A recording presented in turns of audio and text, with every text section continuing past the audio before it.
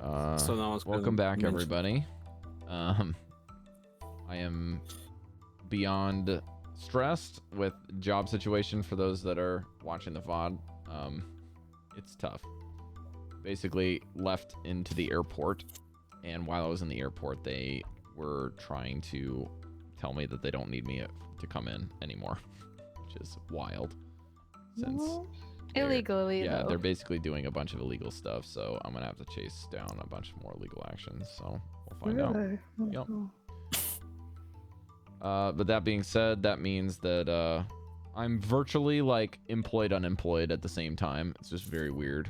I've got some things I can chase down for what's it called, interviews, but some of the stuff looks good and some of it doesn't look like they're getting back with me immediately. So most of them are not really in a rush to hire because most of them aren't hiring right now. They're hiring for like April 1st. So I've got to figure out how to get through till then for Cari and I. Alrighty. Has everybody got their character sheets going? I can see most of you are in Roll20, so we can get going. The last time that we met, the Songs of Summer, or the single Song of Summer, depending on who's talking, met with the group of Sky Tower Shelter after convincing the people of Wormdoom Crag that they were going to try to meet with them. You talked with the leadership and the I think the cleric, I think Cari was the one who had Devii heal the mother of the Bride. Mother of the Pride. Thank you, Cari. Well done. Yes. He basically healed the blindness of the mother. And then met with the Griffin Master to talk about some things with potentially helping one of the Griffins get off of the fear that it once had. And sort of devised a somewhat of a plan to meet on a middle ground outside of both the Sky Tower Reach or Sky Tower Shelter and Wormdoom Crag that you guys had decided a location for. But at the end of the day, you were not able to coordinate it for that day or that pretty much that moment, and decided to kind of settle down for the evening and or the next day or two in this area to kind of investigate what the subculture is here at Sky Tower Reach, or even what some of the locations are in this area. So that brings us to what you guys were doing with the Griffins.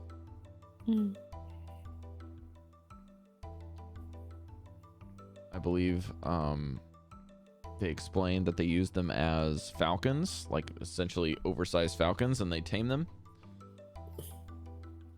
I think that Devii was sad to hear that she couldn't ride them.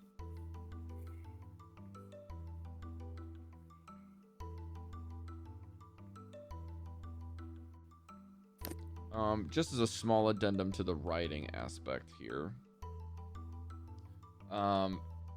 Just because this clan says that they don't ride them and they think it's a disrespect. Rahi Skydreamer, the Griffin Master, she would say that the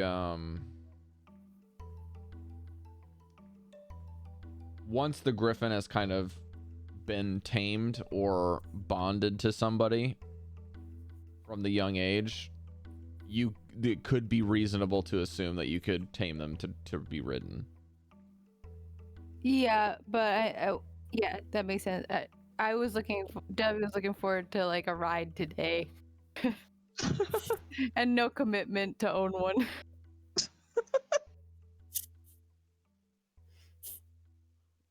So what would you guys like to do? It's like a flying Uber. Where am I? Oh, we're all in the same No. place. So if I remember correctly, you and I are together, Jodie. We decided to We ventured somewhere else, away from all the griffins. I think the last thing that happened was between Breker and the chieftain. They were having a word. Oh yeah. I think these two went to some temple kind of thing. Oh yeah. You guys wanted to go to one of the shrines. Yeah, that's it. The strength one, I think. Yeah, you did not go to the Mind and Spirit. You were going to go to the Shrine of Strength and Honor. Yeah, I'm just gonna put a torch there. There we go. Great. Breker was gonna talk with you.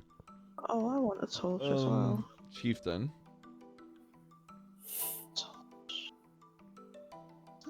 Like the torch. I'm gonna right click. Oh, like that. So as a reminder, Harad Cloudstrider is the the son of Kaniaka Stormcrow, who is the one that you've healed blindness. And Arn, I'm not seeing the full name on an easy access here.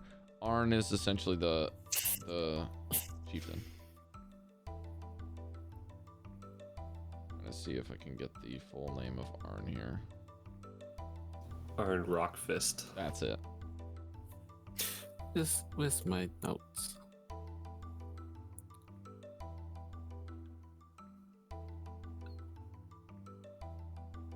E. It keeps And mentioning chieftain. him without mentioning his last name for some reason.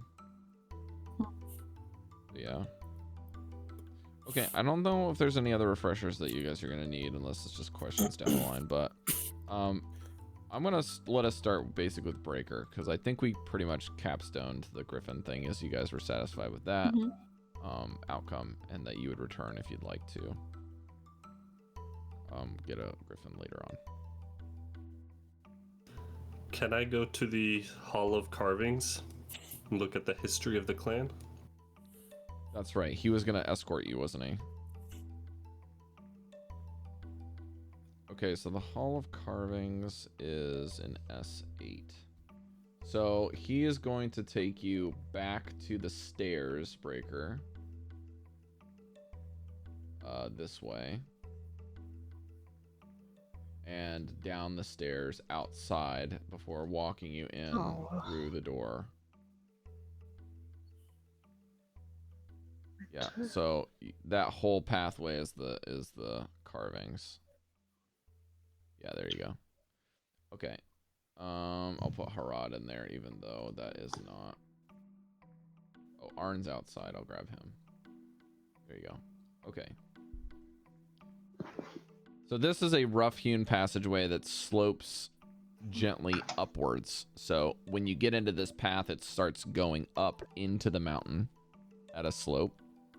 And ensconced are torches along the walls that illuminate the carvings on them. And Arn Rockfist comes by and says that this is our history of our clan, etched into the walls. If you are going alongside of them, I believe that if Goldy and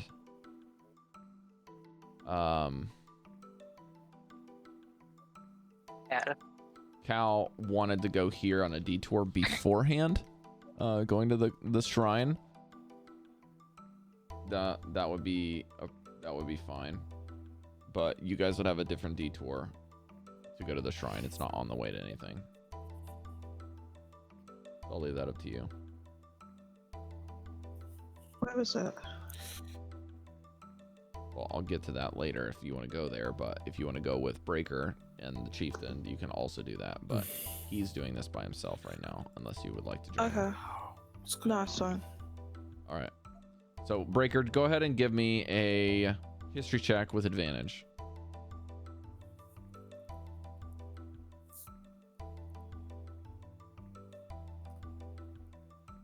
Six. Okay.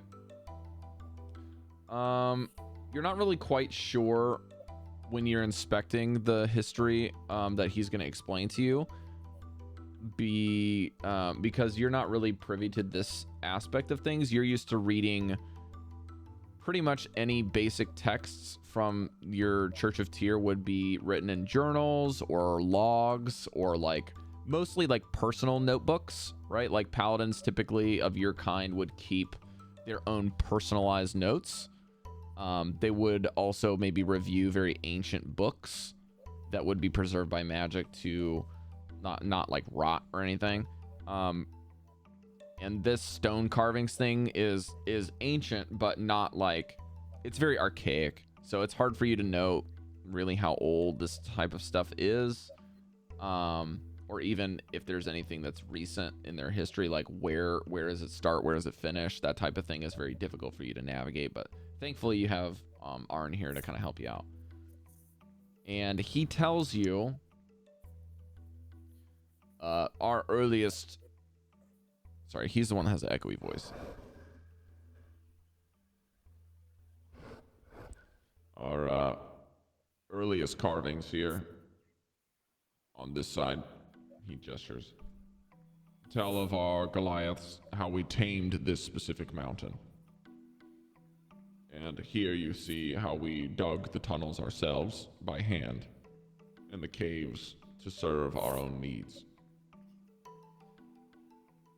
Down the hallway, you can see that we began to make this place home. And then the griffins became a part of us.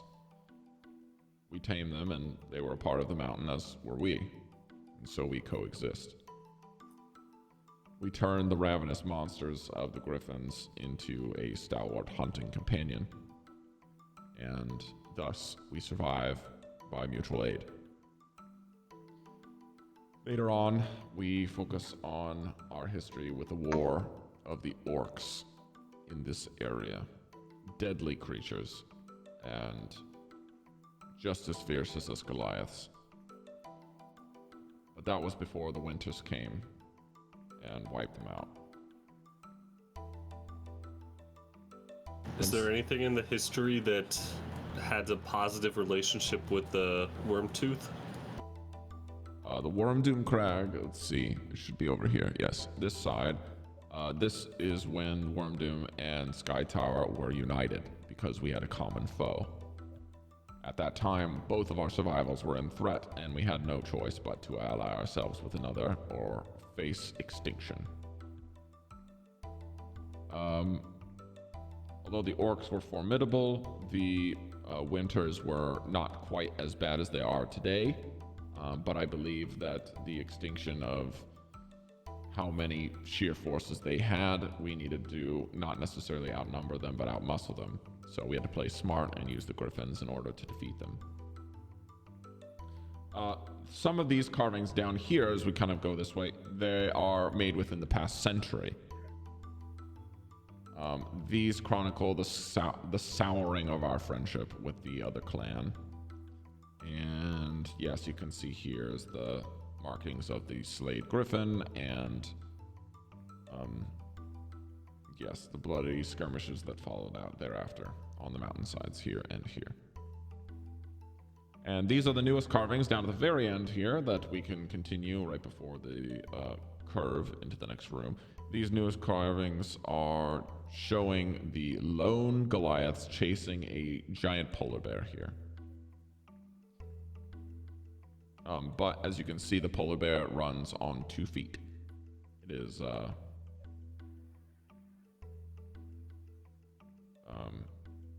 kind of looks around nervously. I would psychically ask Bear if he can run on 2 feet. He says sometimes, but it's slow. But he says this is, we were chasing a giant polar bear who was a kind of were-beast away from our clan.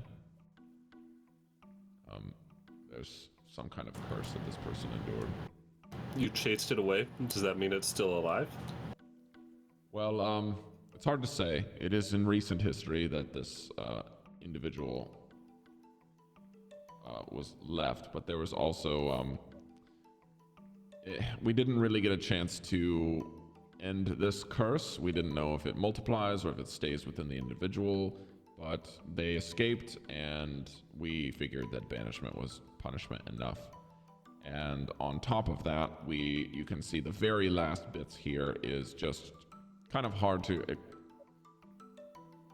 explain without the context of this current winter, but you can see some very crude like drawings, but basically it just shows like less people, and there's like an indication of like a winter somewhere, but he says this just shows our diminished population due to the contending with an endless winter, and that is our current state. But those are our carvings of our history, and as you can tell, we're not exactly a bunch of artists, so the oral tradition is about as important as these cave drawings. I hope this has been enlightening. He just folds his arms. Yeah, anything that'll help solve the feud is valuable to me. I think I had some friends who were waiting to go to the Shrine of Strength and Honor. Would you mind taking us there? Sure, let's go get them. I'm sure they probably have already started with Rod, but we can meet them in the middle. Speaking of, Harad takes Goldy and Chalcedony down to the staircase over here, and then wheels around to a different area, this zone.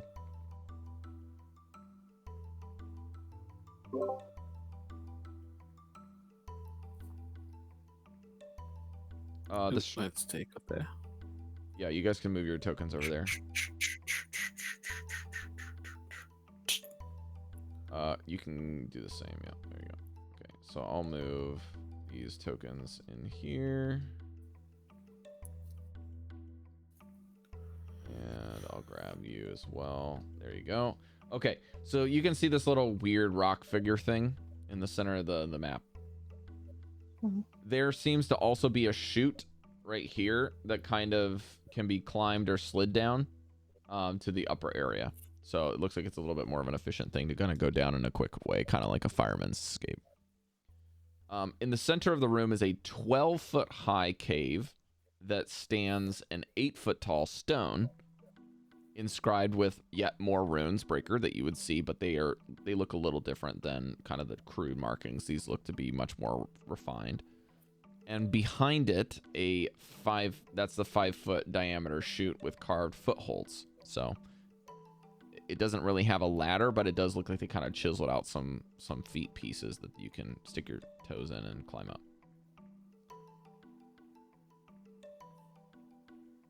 And Arn gestures here and says, well, this is our sacred runestone of Sky Shelter. We come here and pray for strength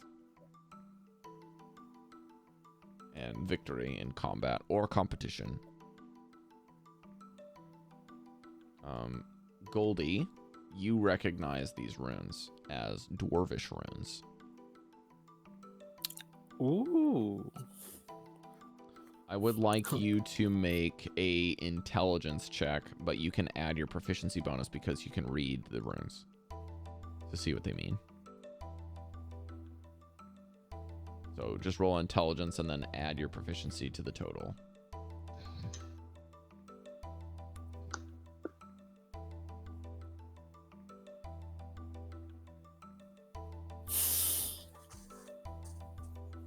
Rubbish. It's too low. I've got 3 by the roll. Okay. Yeah, you're not quite sure what they Not mean. even Then. adding it. Oh no. Oh well. Maybe Goldy needs glasses. 2023. What a start.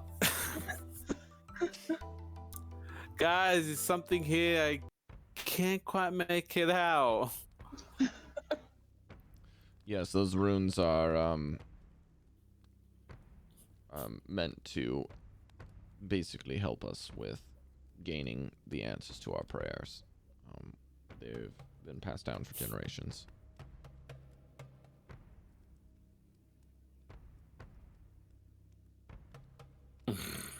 And God damn it, I from can't what we read. understand about these runes, the honor is not always granted to the one who prays.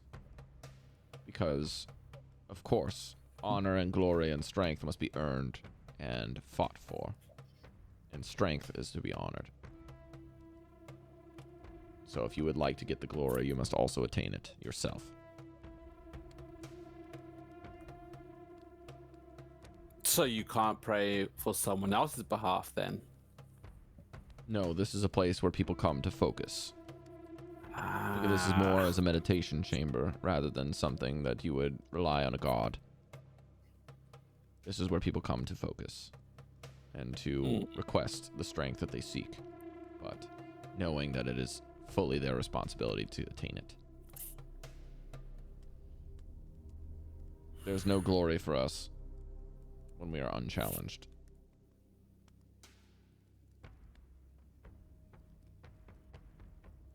Just as if you would see the griffins of massive size, they don't go hunting mice.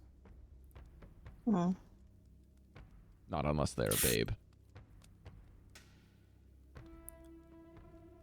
Could I possibly try to sound out what I think is written on the walls? Is that something that is possible even after I failed? Well, there's the nothing on the intelligence walls, check? just on the stone. Oh, sorry, on the stone I meant. Would that Unfortunately, make- that would have been you trying to do the check.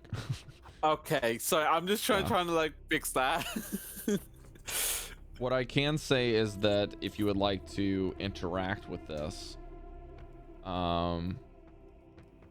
Get a little closer. you can maybe try to do the practice that he's talking about if you want to try it. Well, we already did the customs for the other one. I mean, what I can say is, like, the check is basically going to help you discern what the meaning of the runes placements and stuff are on this, because there's something more than just what the words are, as you can tell. Like, this is meant to be a focus of some sort for their strength rituals internally or clan-based stuff that's not religion. It's, like, very odd. So what I will do is I will not tell you. The result of the check is that you don't know what the meaning is going to be, but what I can tell you is what the runes might say. So many of the runes talk about what he's saying. Some of them are different synonyms for strength, and others of them are things like battle or fighting, combat. Another ones might say competition or honor and glory. Another might be something like just athletics, like events, something like that. Like think like Olympic type walls. When you see an inspirational Olympic poster, they don't really say things much clearly. It's just like a big image, and then it has like a word like glory or like win, like just very simple language, but it's all in Dwarvish. Something I can recognize. Okay. Cal, do you want to make a prayer for yourself? We can both do it together. Other sides of it might just say like adversity as well, like the So I counter have to a it. quick question. Are there images here, or is it just these dwarfish The runes have a little bit of pictorial language to them, but not much. They're very Okay. foreign to you, Cal. So I can't understand it at all. No. Okay. But I Cal, I believe that this is some kind of focus room that will allow us to try to perk up our more physical traits. Something that we can maybe use in battle, or something of a similar physical feat. Okay, so we gotta like concentrate, I guess, in meditation. Yeah. That's correct. You will need to remain here for some time to focus your strength and your energy. I'm going to attempt this. Something tells me we're going to need all we can get in our coming battles. I'm going to kneel down. Fall on my knees and just close my eyes and just think. Just let my mind wander. So you're not really focusing, you're opening your mind instead. Yes. Okay. A search for answers. I will come back to you in a second. Cal, what are you doing? Cal's gonna sit down on the floor, cross-legged, and like take some deep breaths and kind of concentrate, looking at the runes, but he can't understand it. So Okay. he's just gonna kind of think about, I guess, having more fortitude. I'd say fortitude. Okay. So interesting. Both of you sitting down essentially side by side, having completely opposite approaches, which is great. Yeah. Breker, what are you doing when your companions say this? Do you want to ask any questions of the two people that are with you when you arrive? I'm sure that what would happen is that Arn would probably bring you up to speed on your way there, and then you would be able to observe it firsthand. Can you read Dwarvish, Breker? No. Okay. So yeah, he would say that you wouldn't know that they're actually a language, I'd say. They probably just look like magic runes to you. Would I know if they're doing it right? Could I kind of be like looking at them and be like, that doesn't seem right? You could make, I would allow you a religion check.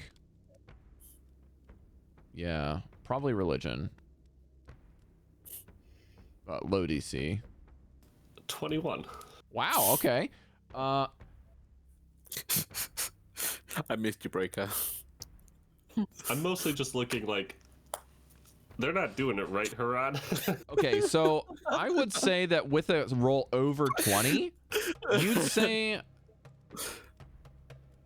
I will give you something that I'm not supposed to give you, because that's a really good roll.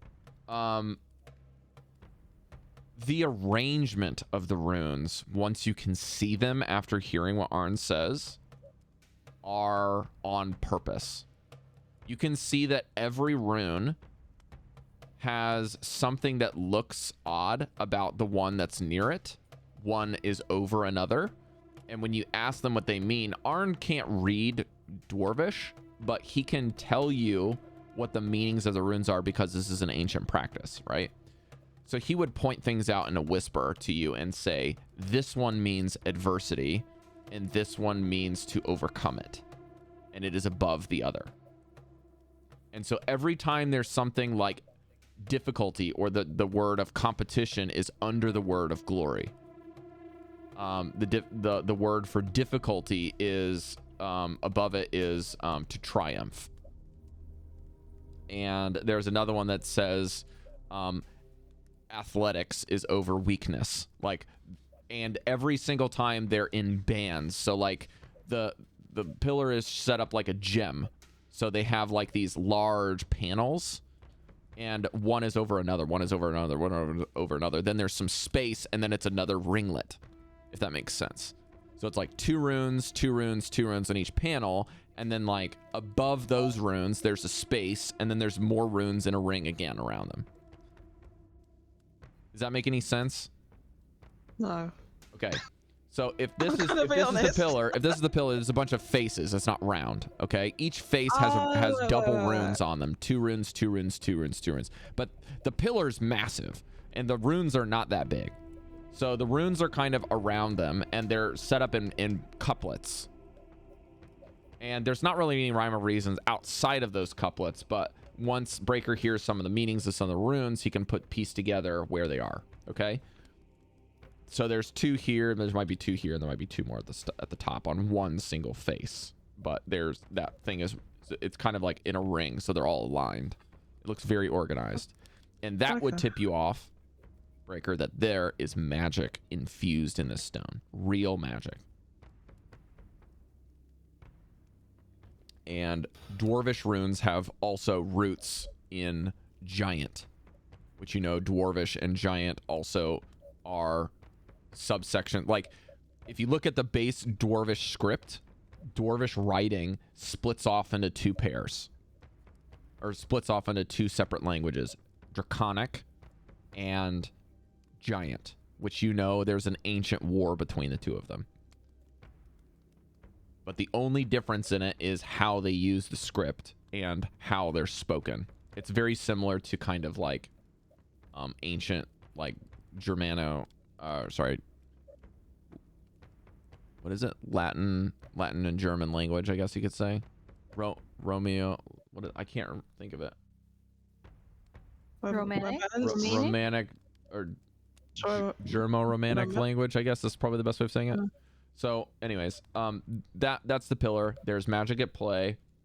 And from what you can gather, it's very open-ended as far as how people pursue getting the benefits from this area. It seems to be very open in the fact that each of the runes are very broad, right? Adversity and glory. That's non-specific, right? But there's also specific runes that are categorized in that. So it seems as if someone is committed to the act, they may gain some benefit from being in here. But at the end of the day, it's very minor magical benefit. But you do have to somehow focus your mind on one of those concepts in some way, shape, or form. But without being able to get into the mind of somebody, you don't really know if Goldy or Cal are doing the right thing at all. So the runes were adversity, glory. Is there anything else on there? Goldy, can you translate for me? Sorry. Yes. Where? I'd kind of point to the pillar and be like, these things. Right. Sorry. Of course. Yeah, so anything that Goldy you read and Breker can piece together with Arn's help and Harad's is that everything is something about some kind of strength or some kind of opposite feature to that. So weakness and strength, honor, glory versus adversity and difficulty. Again, some of these things for Goldy as a and Breker especially, you guys are not very intelligent people as far as like learnedness, like compared to like a very high level of wizard, you know, very, very smart intellectual beings or even artificers. So your understanding of how to translate some of these words, Goldy, to common is going to be pretty tough. Like, there might be a word in Dwarvish that has the meaning in common of difficulty, but like that doesn't really seem like a very important word in common. Like, as I'm telling you in English, difficulty is not like a very strong word, but you know, in Dwarvish it might be something very strong. It might have a cultural meaning that is more closely aligned to adversity. There's just multiple versions of that word that have different color that is not as weak. There's also other words like the word for glory might mean, like, it might have the concept of reward inside of it, right? There also might be something that glory in Dwarvish or honor in Dwarvish might be paired in its meaning or in the writing of the word. That word for honor or glory infused in the word is kind of the concept of strength. And so you might be, because I'm kind of building off of Breker's very good role here, this is kind of a fun little linguistic thing if you're not like multilingual, but you know, that is very interesting to you guys now that you've realized the conflict that is here at play between the Goliath tribes. It maybe provides a little bit of context when they understand honor and glory as being based in strength coming from this. It means that they're inexplicably bound together as a concept. And so there cannot be glory without honor, and there cannot be honor without strength. And then underneath of glory and honor, I think one of the big tip-offs is that weakness is its opposite, at least in the base language. And weakness also has some kind of link to physical strength in its meaning in Dwarvish. I guess Breker might be drawn to the honor and glory section, and might, in his prayers and offering to the shrine, just mentally reflect on his group's at least for the honor side, he's just kind of like goes over his paladin mantras, you know, the oath. strict rituals, everything. And then for the glory piece, you know, he doesn't seek it out, but I think he'd revel in the glory of, you know, the happiness and contentment that comes to the people that we've helped. So like he'd look at it may not be traditional glory, but he enjoys the glory that 10 Towns now finds, that it's basically the bread basket is being provided by like the cauldron. It's they're very friendly to the group, and that's because this group has saved them. The strength of this group. Also, the one of them that's very simple, that it would probably be near where you're at on that glory scale, Breker in the same band, would just be simple ones like victory and defeat. Like very, very basic concepts around the competition ring. Okay. So my next question to all three of you is going to be, what else, or if there's anything else that you would like to do in this room, I would like you to describe what your character is doing and thinking, so both of them, and then how long you plan on committing to this. Because, as he said, this is a meditation and a focal point for people that are coming here to seek strength. This is a quiet space. So, when you come to these areas, Breker is much more disciplined with this historically because of his oath. This is what he does. But you two are not really disciplined in the art of mental fortitude kind of training. But that being said, if you guys want to stay here for a much longer period of time, or if you guys want to stay here for a very short period of time, that's up to you guys. But it's really important to me to know that based off of like the stuff here in the book. I need to know how long you're planning on committing to this, what you're doing, and what you're thinking. I think. So go ahead. No, you should please. I haven't worked mine out yet. Cal's gonna. I just thought Cal's gonna stay here for maybe 30 minutes because, like I said, he doesn't have the mental fortitude maybe, but he wants to give it a good go, and he actually is thinking about how he can be physically stronger, as in like he wants to be more useful in battle, and really then he starts thinking about actually that he needs to do more physical training, and then his mind starts wandering. Start reminiscing about previous battles or maybe future ones to come, thinking about what things you might need to train. You might even be reminiscing about certain sword techniques that you've learned over time that you'd like to refine, or maybe things that you remember doing in battle that worked, that side of thing. You'll notice, Cal, as you start to think about this and the wandering of your mind in going to different types of combat sequences still seems to be categorically what you wanted to intend. It's almost as if this space is guiding you to help your mind wander to things that will help you, which is very interesting. You kind of catch yourself when your mind wanders, but you're like, wait a second, this is actually helping me. You know, you kind of see the end of the pathway as like, this is actually helping me. I can kind of like shadow boxing, if you will. You're starting to find that type of concept of future fighting benefiting from previous reminiscing. Okay, sure, yeah. So that's what he's thinking about basically. Is what he's training, and then what he's done that's worked and what kind of didn't work, and then but he's focusing on like the stuff that works. Right. Okay. Goldy, you wanted to go next? Could I possibly think about? It's gonna sound a bit weird. I want to think about my surroundings, like in tune with what I feel around me, my senses, the history, what it says to me, what it can say to me.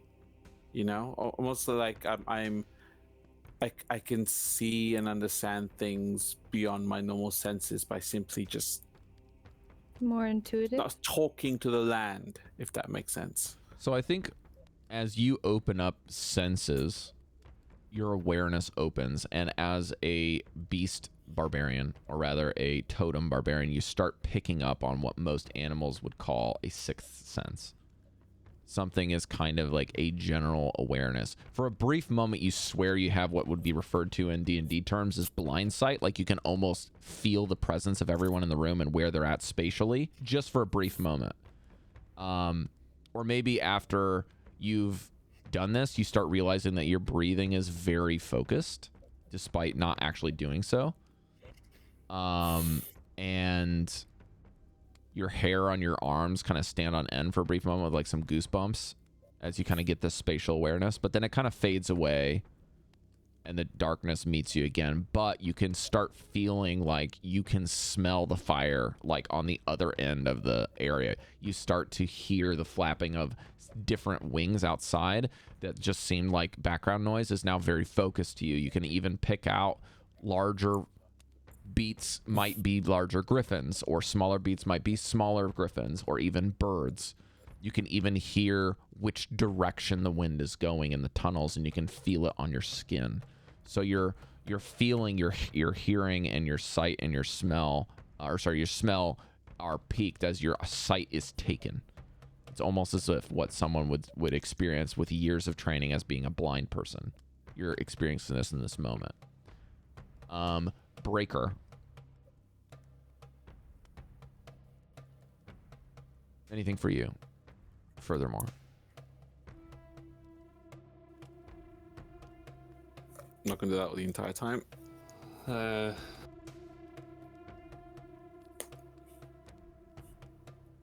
you're going at this more religious aspect, right? You're taking the tenets that you know, you're praying and reciting ritualistic things that are a part of your oath. You're even maybe connecting the dots with things that you've studied and trained and believe.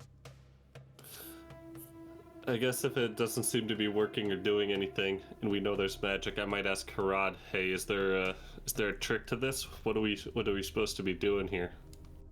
He just shakes his head. He's like, it is purely a place for you. I would say that it's not that what you're doing is disconnected from this place. I think that it is working, but I'm just asking from a dungeon master to player, like if there's anything else that you'd like to do besides just kind of the reciting of your oath practices. I guess I would continue to go around the pillar, look at all the things that are foundational to strength and honor, and just kind of go through the mental checklist. Like, yeah, I've got some examples of those in recent memory. Okay, so as you kind of recite these things, it's almost like your memory has sharpened. The tenets are something that you believe in wholeheartedly, but as with most things, the tenets have very long sentences that are meant to be memorized, right? And recited and learned and practiced. But most people, even the most devout of paladins or clerics of the faith of Tyr, would still kind of collapse down and be concise with how they remember those tenets, maybe in a couple words to kind of help their memory. Here, it's almost like it's photographic memory from the first time that you read the tenets on a piece of paper. Like you remember every word, and it is recited with perfect recollection. And it's almost as if your brain is like reciting it the same way that the first person that explained this to you was. And you even find yourself like tracing the runes with your fingers, some of them that actually like mean the things that they mean in your faith, right? Like glory and honor, strength, athletics, those type of things. But you don't know what they mean, but it's almost like as you're thinking about them, your hands are drawn to the correct runes without even really knowing what they are. And your mind is so sharp with vivid memories of certain practices when you swung a sword for the first time correctly, when you brandished a shield and deflected your first attack against your master, when you stood with honor and received your oath, when you went to the pool in the other area of Icewind Dale and rid yourself of a plague that was in your chest. Like, these type of moments were very vivid to you. Now, my last question to all three of you is, how long would you like to proceed, or would you like to just let time take its course for this? I think because of the nature of this session, I think I'm going to be here until I have some kind of definitive answer. Okay. I think Cal said 30 minutes, so I might say 30 minutes to an hour as well. Yeah, 30 minutes. Okay, after 30 minutes, you'll be drawn to stay longer. So I'll just ask you if you would like to stay longer. I think if you said 30 minutes to an hour, it will peak at an hour. But if you said 30 minutes, you will feel like you're not finished. There's some sort of sense to that.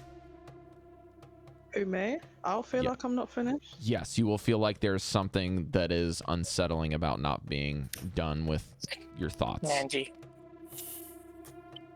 Oh, fuck off. We're playing a D&D game, sir.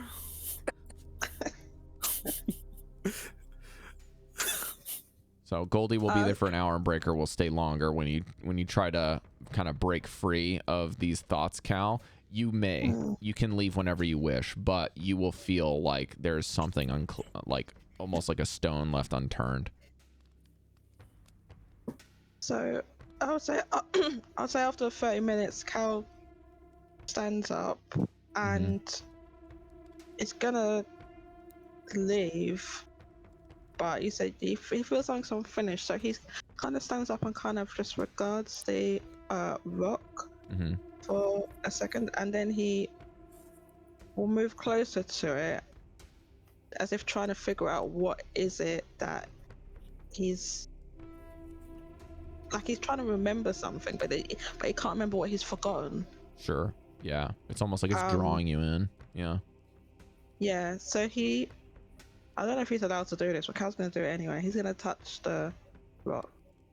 Yeah, you end up reaching for like the same rune as Breker, and you don't know what rune it is, but it's almost you both end up touching the same rune at the same time, which is combat. Ah, interesting. Yeah. But yeah, you don't know that until Arn says it. But Looks what like he's you been do doing have is to anytime fight. you guys touch runes, Arn or Harad would just speak the word in common to you. Ah, I see. Huh. Or Goldy, depending on if he's in his awareness state or in his reading state. Cari, what did you say, babe? I said it looks like you two have to fight now. Yes, yes, that's it. Oh, we have to Wait. fight? Combat. Wait, can I say him in my trans state? Combat. Sure. Combat. With a K. It's Yes. combat. Rob, Oh, I mate. think it's to be a good time for me to bow out. Yep. I will give you guys the results of this, and then I'll let Goldy head out. So those of you that stay here for an hour can gain a new benefit. Any creature that prays or meditates next to the runestone for an hour gains a d6. Once in the next 24-hour period, you can roll that dice to any strength check or weapon attack. And because of the limited use to this, even though the book says 24 hours, I will say for the next one that you have, period. You guys can add a d6 to your next strength check or your attack roll. And but you have to tell me. D6. You can wait until after you roll a d20, but not until you know the result. Like, if I tell you it's a fail or a success, you can't just tell me you're going to roll the d6 after that. You have to tell me when you're going to roll the d6 after you roll the d20, but before I say the result. Does that make sense? So if Cal, you roll like a 12, a total of a 12 or a 15 against a foe on an attack roll, and I will tell you if it hits or misses. Before I tell you it hits or misses, you have to tell me that you're going to use your d6. Okay, so do I get one as well? Yeah, all three of you that stay for an hour can get one. Oh, okay. I thought I didn't get one. So all three of you will get one if you stay for an hour. If you don't stay for an hour, then you can't get it. But that's basically I'm staying for 1 hour. There you go. I'm staying. You're back. All right, Goldy, it's been a pleasure. You two can take off. Sorry, guys. I love you, Lord. Mwah. I miss you all so much. Next week, Take I'll be much care. better. Bye. Bye. Thank you. I'm reached 50 today. Bye. Yay, bye. I'm reaching 50. In What? Yeah, we Pokemon should- Go. Pogo level. He's gonna hit 50. Ah, bloody hell. All right. Good. So the stream will be a little scuffed now. Sorry, chat. But Dallan is also absent due to just early mornings and long shifts. So Dallan will probably not be here next week either because of some rehearsals he's got for his production stuff that he's doing. Yay. That said, that will be an hour. At the end of the hour, you'll find yourselves just refreshed, restored, and focused. But as you can tell, now you understand. You have some assistance on gaining the strength and the glory that you seek, but the result is still up to you. Okay. This is just a little bit of a heads up, like a little punch above the belt to kind of get you going. Alrighty? Mm-hmm. Okay, so you guys find yourself back around the fire, and Goldy said he's going to stay at the stone for a bit longer, despite gaining the same benefit. Try to focus a little bit more on learning something about the runes privately. Just kind of stay here and relax. You guys can head back to the bonfire. You'll see Devii and Mesh have returned from talking with the Griffin Riders, or Griffin Tamers, I should say, and also the two leaders are there with the mother. Yes, and they will ask you if you'd like to go anywhere else, or if you'd like to bed down for the evening. What time is it roughly? Is it like bed down time? I'd say it's a little bit past midday when you guys got here, but you know, you've been here for a couple of hours talking with different people, so it's probably close to dinner time. Okay, it's like they probably won't be. You also sleeping. spent an hour at the stone, which is even longer. So Right. Devii had wanted to go look at the historical pictorial walls that Breker looked at. If she brings that up, if Breker shares with her what he saw, she might not go. Otherwise, yeah, I should just mention to go pay. Or I guess, do we have someone leading us at all? the two leaders, if you're asking them, they would just tell you that they would be glad to lead you if you would seek counsel. Okay. But if one of your own would like to lead you through there, Breker does know what we explained to him. So it's up to you. Oh, okay. Do you remember everything, Breker? Yeah, there was, I was kind of looking for anything that would help us kind of end the feud diplomatically. There was mentions in the past of them working together to great effect. And then Anything about an ancient city at all? I don't think the history went back that far. Gotcha. The That's a only good other idea, though. The only other kind of thing that I saw was that there was potentially some werebears that were lingering around, and there was some kind of scuffle.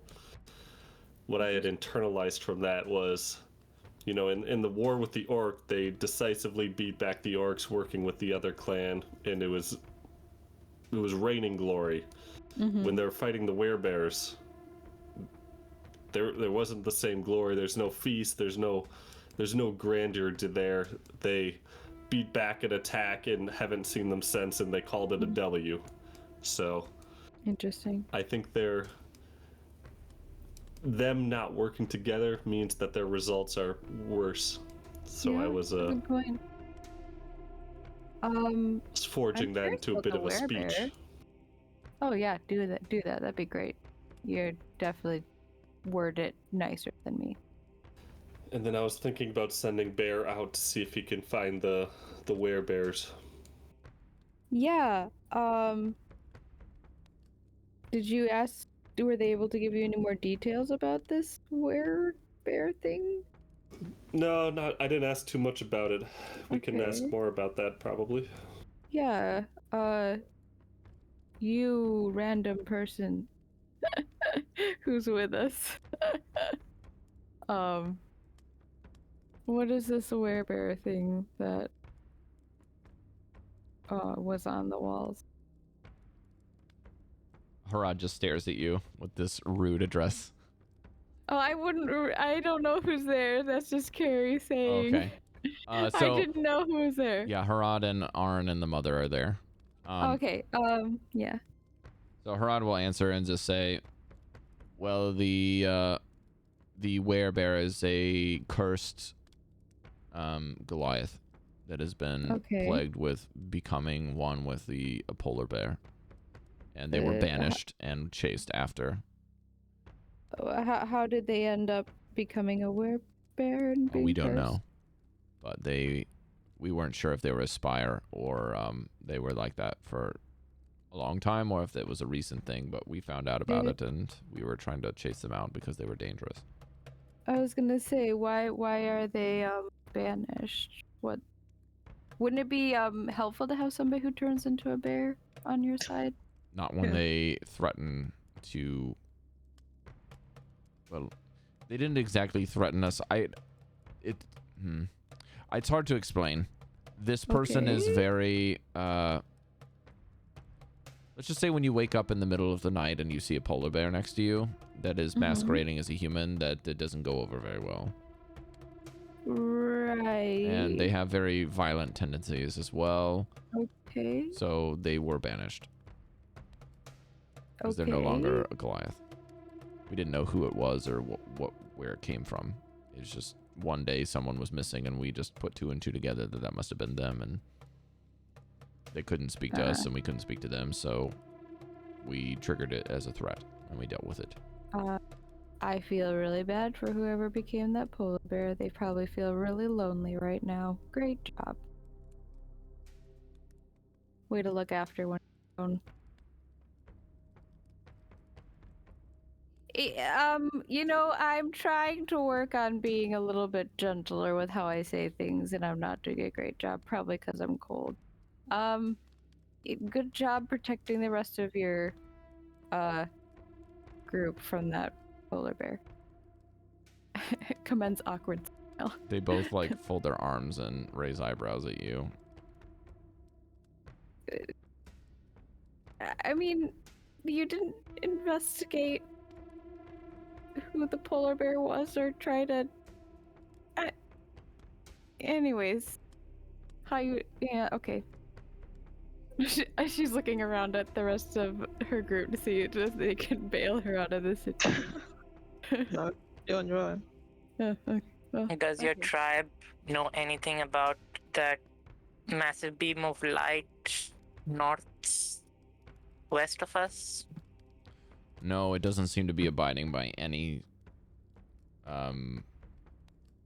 normal conduct of nature. It's very irregular when that beam goes out, and we've had some of the griffins fly over that area, but they are griffins and we can't talk with them exactly, but they didn't seem to come back with anything, so it's very odd that they can go and scout it out and check it out, but they don't particularly seem interested or otherwise. They're kind of indifferent to it, and we haven't gone over to find out where it is yet.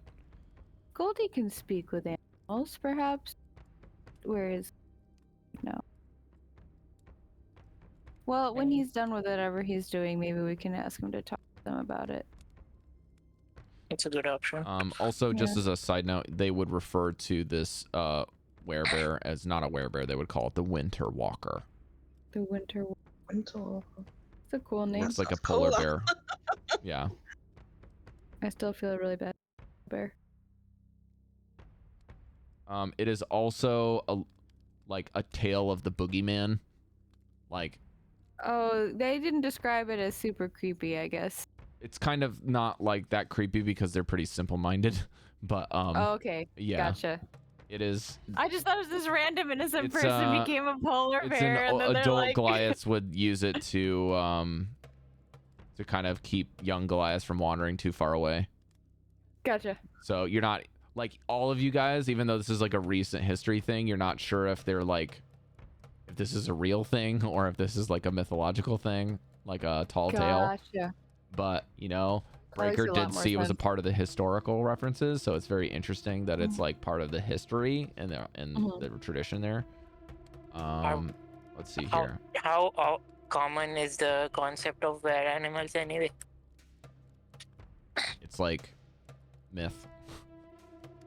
This is the first time you guys have even really heard of it.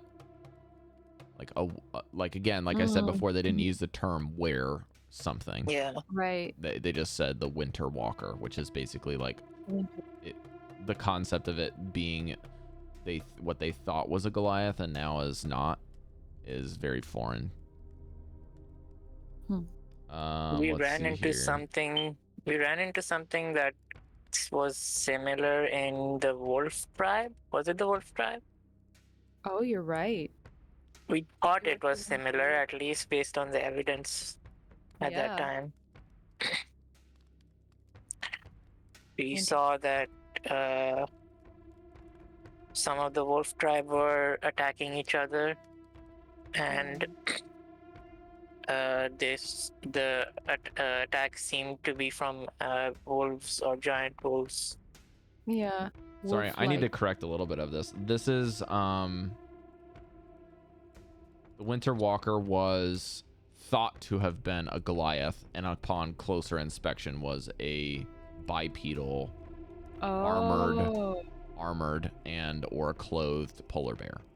And so it is a kind of urban myth that's been cited and put around, but was chased away from the clans. Sorry. Maybe disregard what Devii said then altogether. Yeah, I didn't get a chance to really review my notes on this particular subject. Okay. So, yeah. Okay. But they're known to be the Winter Walker because they're almost always seen around the time of a blizzard, either before one happens as an ill omen or after one has happened as an ill omen. And they're sure it's not a Yeti. Yes, they will tell you it is not a Yeti. We've hunted them. Okay. And we've been hunted by them. More commonly, they've been hunted by Yetis. Yeah. So we've lost many of our kind to Yeti. Okay. Is this Winter Walker like sentient? We did see It seems to behave like this, but we saw don't get too close. A sentient. Whoa, what is it? What was walrus? Yeah, a sentient walrus. And whale. Yeah, but they could both speak. You said this polar bear couldn't speak to you guys. We never get too close to have a conversation. Oh. It's always ill omen, so we don't really interact with it. If we see it, it's rare. But you have you personally? I don't seen even think I've seen it, to be honest with you. Oh, I saw some shapes after a blizzard, and I just guessed that it was that and steered clear of it to be safe. The difference between this thing and the Yeti seems to be that the Yeti use the snow as a cloak and hide, to hunt. But this thing seems to freely walk as if it's not hiding. At least he looks around the stories that we've heard, and Arn says he hasn't seen it either, but the elder mother says she's seen it one time when she was out gathering from her traps one day and ran all the way back home when she was a young child. Kind of a cool story. Make a good tattoo. Breker, because you saw the image, the Winter Walker seems to have been wearing some kind of shoulder kind of harness that kind of has like a dagger in it that goes across the chest diagonally, and was seen with an eye patch.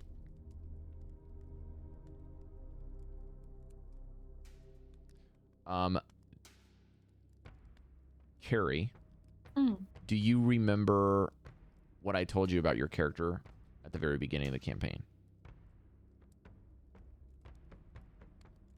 When you were rescued. Oh, yeah. Well, the only thing I remember is that I was being dragged on a sled by some people, and that's all I remember saying. Okay. At this point, I would like you to roll a history check with advantage. Okay. Is a 8 and a 6. So, my history Did you break a 10? 8, 9, 10, 11. Okay. I broke a 10. When Breker describes this to you and mentions potentially that kind of the general look of this thing, your brain kind of makes this kind of like lightning connection. Mm-hmm. You swear the White Walker or the Winter Walker is what was driving the sleds. Oh shit. Think I That far north? may have seen that Winter Walker like on the sea of ice, moving ice, close by to it. So. And I think for Chalcedony as well, without needing to roll, when you were living with the owlbears, you vaguely remember seeing something like this in the distance, and the owlbears were running you back home after seeing it. Wait, you said though that it was pulling my sled? Correct. It was the driver of the sled that you were in. What? Wait. It was pulling the sled or it was the driver? Well, I said it was driving the sled. You said pulling first. Well, yeah, pulling and driving kind of synonymous. It's not like a dog that's pulling a dog sled, Cari. A dog's pulling a dog. Yeah. Huh? So it was driving the sled. Okay. Gotcha. Remove all discrepancies. It's okay. It's late. Gotcha. Trying to think of Mesh and Breker would not have anything like this, and it makes Goldy. Vanvalor says that he probably has heard this story before, but hasn't seen anything. And I don't think Goldy would know anything about this, but just you two. I didn't really mention it before because I just figured that I was delirious, and that's why I saw Bolivar. But yeah. What about a massive fox nearby? We were followed by a fox on our way to the Wormadoom. Is that creature known? Probably known as a white fox or Arctic fox. It just kept following us, and then it would like, if it noticed that we saw it, it stopped. I don't know if there's any rumors of evil forming. You kind of exchanged some nervous looks, so like that doesn't sound normal, but I've never heard of that happening before. Okay.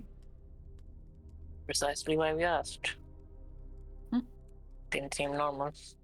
It definitely doesn't seem normal. Yes. If you haven't heard any, well, I mean, if anybody in your place hears any read stories, let us know. We've never been followed by something of that's. Well, I mean, it's an animal. It's just very bizarre for an animal to be following you. Yeah. Are you sure it was following you? It wasn't just like protecting its territory, or? It seemed pretty sure following us. Yeah. Also very odd for foxes in particular to follow. Mm-hmm. They're usually very risk adverse and difficult to even trap. They're usually the hunters, so they don't go to places that look wrong. I will have to think on this more, but I don't foresee anything being different in the results of thinking, so that is my answer. Very strange. Well, I guess it's time for dinner, so unless you would like to visit the other shrine, or rather the other, what is it called? Not the spine of the world. Ragged Glacier. Well, looking this stuff about this Winter Walker has messed up my place. There we go. Chieftain's Cave. The Shrine of Mind and Spirit. Yes. You could check this one if you would like, or we can go straight to our back area and the Feasting Cave and have a meal before we bed down. I'd like to feast in the Feasting Cave. I don't think I'll be able to concentrate in the shrine on empty stomach. The mother says, yes, me too. Let's eat. And she begins to walk down to where you guys went to the first shrine of strength to climb up the chute. So if you guys would like to go to dinner, you can do that. Otherwise, if you'd like to do the thing, the other two will stay behind to wait to see if you would like to go to the mind and spirit area. Dinner sounds good to me. Okay, there is a butt ton of Goliaths in this room. If you guys would like to drag your tokens in there, that's where you'd like to go. Next. This room. Oh, yeah. I wondered about that. There are 9 Goliath warriors currently in that room. And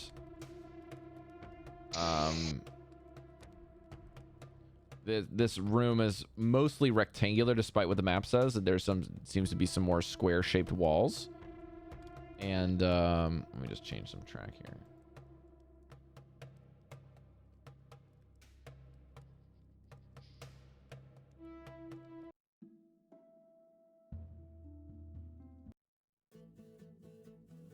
So in here, there's a long rectangular fire pit in the center that fills the room with heat. It is very warm in here. And it is a 15-foot high cave, so much more height on the ceiling.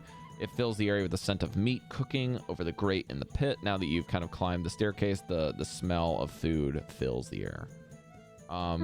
The sound of cheering also fills the cave, as you can see 2 Goliaths standing near the south wall with their arms extended from their sides and holding a large rock in each hand. Their arms and muscles are quivering from the exertion, and their jaws are clenched, while 7 more Goliaths stand around them cheering and waving with these haunches of meat like in their hands as they're gnawing on some bones of a creature. When you see the Goliaths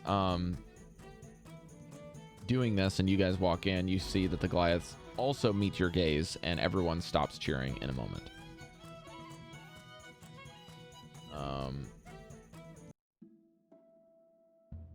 The competition ends as the 2 Goliaths let the rocks tumble to the floor, and all of them glare at you. We're glaring at us? Oh no. The chieftain comes in behind you and says, now, everyone, they are welcome here as guests. It's fine. Just because they're not Goliaths doesn't mean that we can treat them with ill repair. They did heal our mother, so. And they seem to have calmed down a bit, but the competition seems to have sullied. Can I, in, overabundantly good spirits, can I, lift Mesh off the ground and be like, and we've got beer, and hold up his, alchemy jug? Yeah. You get a lot of cocked heads, to the side as they kind of stare at you. I tilt it over, and it's like this spilling on the ground. Breker catches it in his mouth. Devii rolls her eyes. You see some of them start whispering with one another, but that's about it.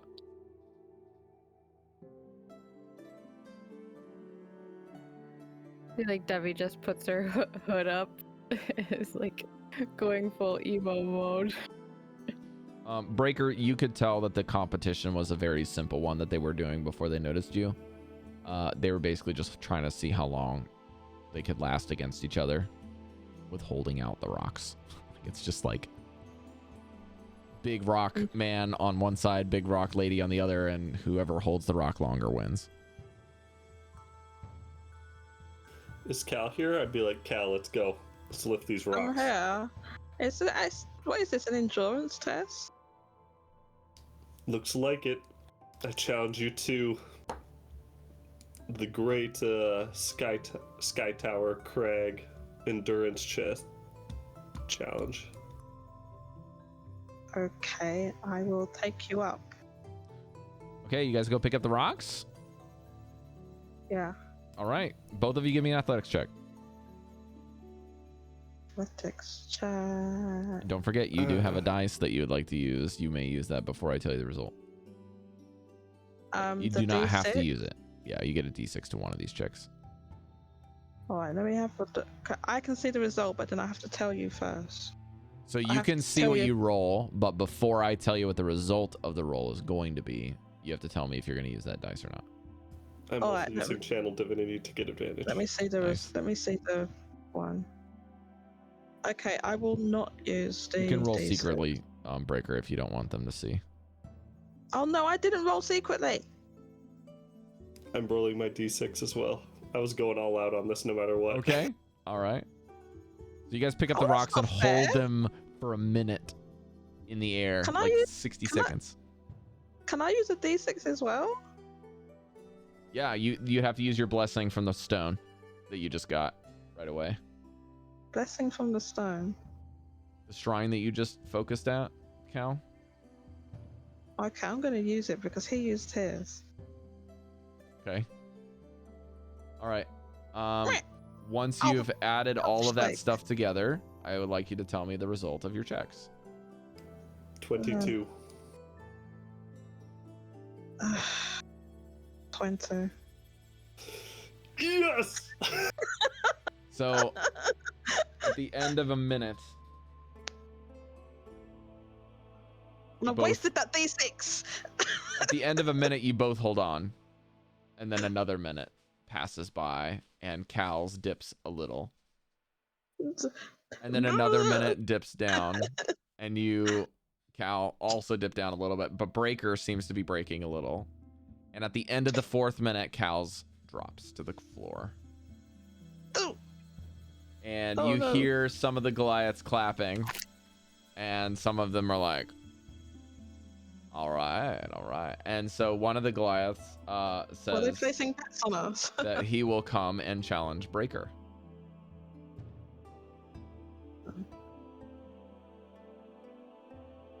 I'd stretch out my arms and size him up.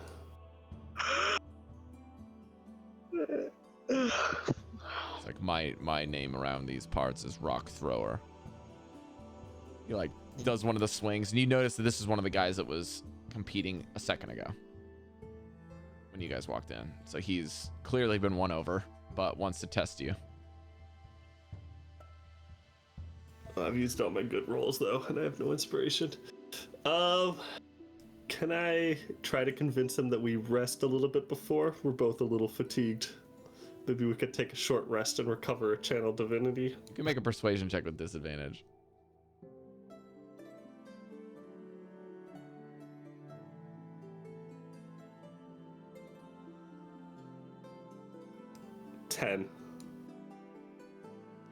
He doesn't say yes or no. He just puts his hands on his hips and kind of like glares at you. He's like, really? After all this effort to kind of... All right then. Shake out my arms. Try to impress us, and then you're going to stand here and say, I need a break. Unbelievable. I mostly just wanted to make sure that Cal knew his place. Excuse me? Right. This scrawny one. And he like points a thumb over at Cal, who is very clearly much more lean than built. Yes. He's a slippery one though. He picks up the rock tries to palm it with one hand, and you can tell he's struggling. He's like trying to like take another hand and like lift it like this. All right. I'd start like a count and be like 3. Wait for him to get his rock ready, 2, and then we start. Then you guys put the rocks immediately straight out. All right, make a roll. Nice. I look for somebody who seems interested in some bets. Bet on Breker. Okay. What'd you get, Breker? 19. Okay. So the Goliath rolled an 8. He's very clearly fatigued from the previous battle and was just giving you shit to see if you'd like shake out, and he was calling your bluff, and then immediately drops the rock after like a minute. I'm still holding the rock, and I'd be like, next. The one that was competing against him that was definitely struggling comes up and picks the rock up. Roll again.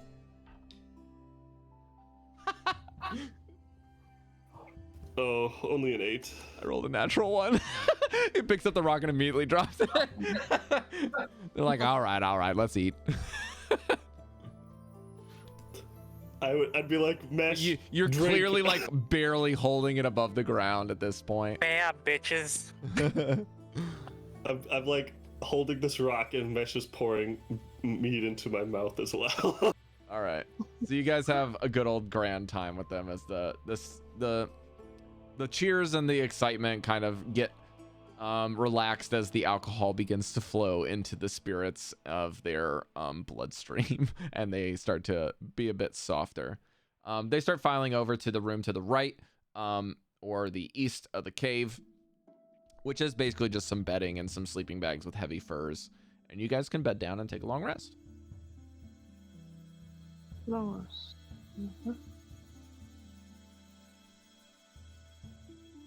in the morning, the fire seems to be stoked again in the kitchen area, or rather the long spit area, but not meant to cook any food. It seems that most of them are kind of like there's just a pot there with some sort of porridge that's mostly mushroom and lichen based, with some light salts. It's not very like savory, but it's very filling. It seems that they've mixed some sort of grains with the mold of the lichen and the or not the mold, I should say, the kind of general fungi of the area. Yeah, thank you, Cari.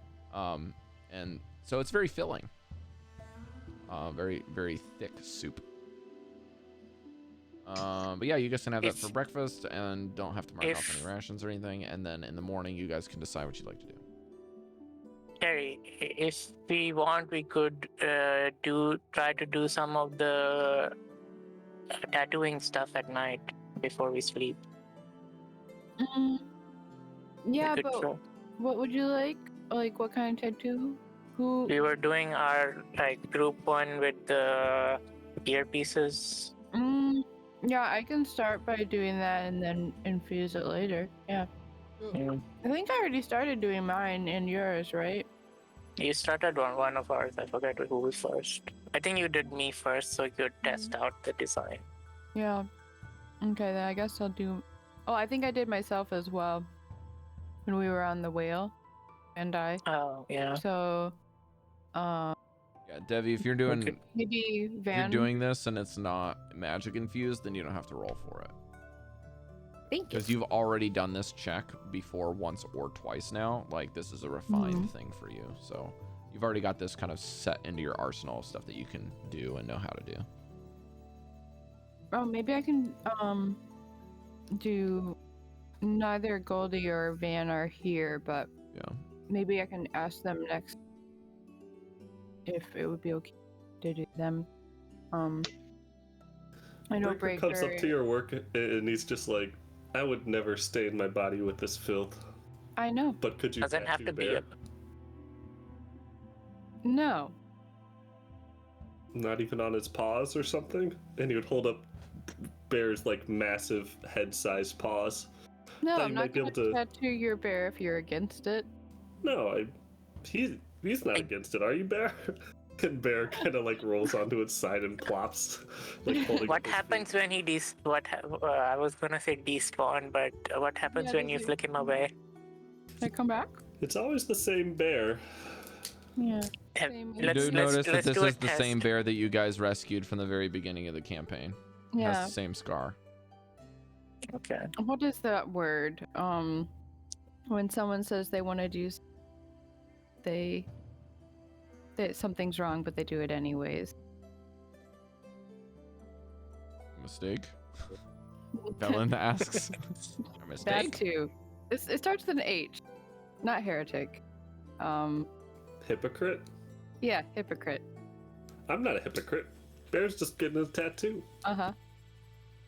It's fine that he desecrates his body on your command. Well, if Out Debbie's of able to his make this choice. magic work the way that she and I have kind of organized, then I would say that the H word should be helpful, but... I think, does Bear know that it's painful? Breker would kind of look over at Bear and Actually, tell do him you know it's communicate. painful? tattoo the bear and it's covered in fur? The small one thinks it might tickle you. Bear just Tickle. Let's shave it. Alternatively, kinda Breker, like- No, I really want to tattoo you so you can see how much it hurts. you have a Bear kinda helmet, moves right? closer to Devii and is now like leaning up against her, like pushing her Bear? over with his just mass of body. Okay, if Bear attacks me Bear while I'm blubber. trying to tattoo his paw, you're dead. Also, Devii, now that you're Breker, you- close to the bear, you realize that polar bear's skin is black. I can't do white tattoos. Sorry. I have. Breker, do you have a helmet? If you do, that could be something. I can tattoo you. Are you coming around to it? Nope. Yeah, I think you are. We'll give it some more time. Seriously though, you won't be able to see it on Bear, unfortunately. You don't have to see it, you just have to feel it, right? I mean, I won't be able to see to do it. So what Velen you're is like saying is you're giving you the you're not a sourest good- look. Me or No, who? just looking at Breker like, what in the devil are you after here? I guess I wanted could to like make Bear paint it faster. on. I can just. Well, cast a maybe he should lose a spell. few pounds. And she like gives him a couple taps. No offense, Big Back. Bear stops leaning on Devii and leans over on the other Oh instead. no, stop that. You're gonna No, he snap just my lays legs right in on her half. and the old Stop lady's that. like smushed underneath it.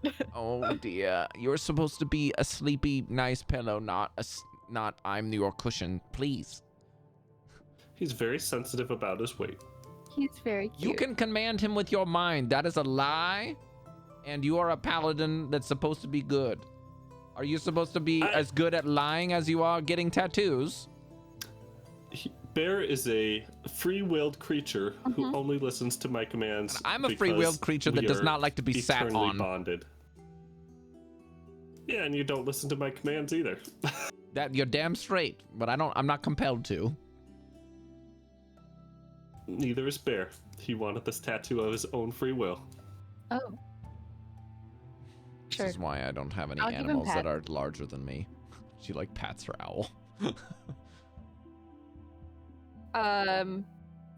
I will say, if I could paint something on, I could at least see where I'm going if you really want it. But like I'm saying, if he attacks me while I'm trying to tattoo him, then you're dead. I will find some white ink. Okay. So for context, Devii, I do have bone. you do have you do think that the magic infusion of the tattoos might apply if you'd like to do it, Okay. but because this is uncharted territory, Mhm. you're not sure what it will do if you do it to something that is not a person. Because I know you can have white tattoos, but I don't know how. I think it had to. Is it white ink or is it like a scarring? We could brand him. Oh my god. Bear kind of. Bear is like doing one It of these. Is like, probably would hurt. "Mm-mm." Not again. It's the all the time. it's the Breker, Home Breker, improvement. Breker would be like, "You big baby, you were about to get tattooed, and now you're bulking that they might use a permanent scar on you." Your mental image is it's hot, Breker is and I don't pointing like the, it. the other permanent scar too, and be like, "This hurts. This is. I'm this would be imagining- nothing." White. I'm imagining the home improvement. Yeah. Exactly. The bear is basically saying in your mind, it's like, listen, Okay, it it's looks hot like it and I'm is not just about like it. a white ink. I always thought it was like more of a scarring. Okay. Yeah. I think I can mix some of that bone dust together and tattoo him. Yes. That's supposed to be magical, by the way. Yes, but I'll infuse the thing with it. Let me see if I have some white dye in there somewhere. I'll rummage around. You Yeah. can probably make it, Kara, but the idea is that if he wants to make it magical, that's different. But the bear would be very weird to tattoo. You would definitely have to shave it all the way down. Mm-hmm. and then tattoo underneath of the fur where it wouldn't be seen. Yeah. I was Yeah, going I'll to do that. suggest on its giant paw, and as I'm trying to get its speed up from like 40 feet to the normal mount 60 speed. That might be. Yeah, I'll try. The nice thing is, under normal circumstances, I feel like my needle would break trying to pierce his paw, but since this is magical, perhaps it can work. Okay, well then it sounds like, Cari, if you want to make it a magical thing, you need to tell me what materials you're going to try to make. No. What I meant is, like, my tattoo kit has been infused with some magic from the dragon thing, so I feel like it's more reinforced. But I don't have anything that can give him speed at the moment. Well, you have the bone dust. I was thinking that that's the remains of a large, very fast-moving dragon. Yeah, I guess It's a bit of that flight essence. Do you mean Something like? that could be. Interesting. Can I do that, Rob? How much of the bone dust do you have? I never used it. I think it's a vial. Let me see. How much did you let me take off the dragon? That's the dragon. That's the thing. Because I went twice. Once for the. I'm pretty sure I weapon I told gave you to- in that session. Features, inventory. You just said one pouch. I don't know. And that's how much you got. How much is a pouch? I'm trying to find. Well, you can look up a pouch because it's an actual item. And then you can see how much it holds. It's I believe it's like 5 approximately pounds. 2 half pouches. Yes, exactly. 2 half pouches. Yes. I thought I put it. I think it in can hold here, 5 pounds. Otherwise, it's written down. But I didn't think I said a pouch. I think I said a vial. And a vial holds like a certain amount of uses, like 3 uses of something. It's not like a specific total, so. I'd say Cari could probably get 3 uses out of the pouch, whatever that means. Okay, so Cari, are you gonna try that? Yeah. What gem dust are you spending? I just. Oh, here we go. A pouch full of dragon bone dust. Yeah. What gem dust am I spending? I've got a stray moonstone that's worth 50 gold. You're gonna need more than that. Ink. I have a malachite comb worth 750 gold. How much emerald do we have? That might be a bit Emerald? too much. 700 is a lot. I have a pearl. How much is the pearl worth, Cari? It's just a random pearl. Then you don't know. I have an owlbear feather. Would that work? Owlbear feather would definitely help. Yeah, you could have this So- then. I think I don't really have a lot of the gemstones. I think other people have. I have 2 gold rings. How much gold are you looking at trying to... Somewhere between 50 and 750, so 500-ish? Well, I'd assume if you guys have the capability of grinding down that comb, you can probably piecemeal it out, right? That's what the malachite comb says it's got 7 garnets in it. So Is the 7 garnets worth 700 gold, like 100 gold each garnet, you think? Or does it say 750? you gave us that number when you gave us the item. I created that manually and stuck it in my inventory. You said it was 750 though, not 700? I wrote 750. Okay, so that probably means the comb is worth 50 and the Oh! garnets are worth 100 each. I might have been looking on the wrong characters. Oh, here we go. Okay, yeah. I thought I wrote it down. I was looking on my new one instead of. So I have 2 golden rings worth 150 GP. And yeah, a vial. I also have a vial of frost giant bone dust. Well, From for the speed, I don't ruins. think that's going to do anything for you. Yeah. I 'cause think it's that the e- dragon bone dust is like a major stretch, but can work maybe. I'd say if you want to use the dragon bone dust for specifically making a bear faster, you'll probably need to use all of it instead of All a of single it? use. You'll probably Okay. have to use all of it, and then I will let you kind of pick and choose between 100 gold and 200 gold what you would like to spend on. I can put the some tattoo. tea in there for some caffeine. Well, Mesh giving you the focus of the owlbear feather is kind of Yeah. helping a little bit. Oh yeah, that'll help. But I don't know. Yeah, you have to use all the bone dust. It's a lot. Okay, I will. Okay, I will write that down. I will scratch Can I it off. pluck out 2 garnets then? Spend the full 200? Well, Cari said she has the rings as well, so it just depends on have what you want to do. If you want to use the gold or you 2 use the garnets. rings. I have 2 rings worth 150. You know, All right, I'll chuck in the moonstone then. That'll Okay. make it a if 200. you want to.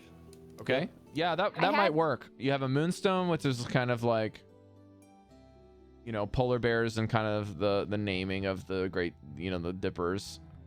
I can see that being somewhat magical. The gold helping focus, the owlbear Yeah. focus on the feather, and then the bone dust to kind of provide a little bit of a magical essence. You can come up with a white-ish gold or maybe a goldish and silverish kind of mix for your paint.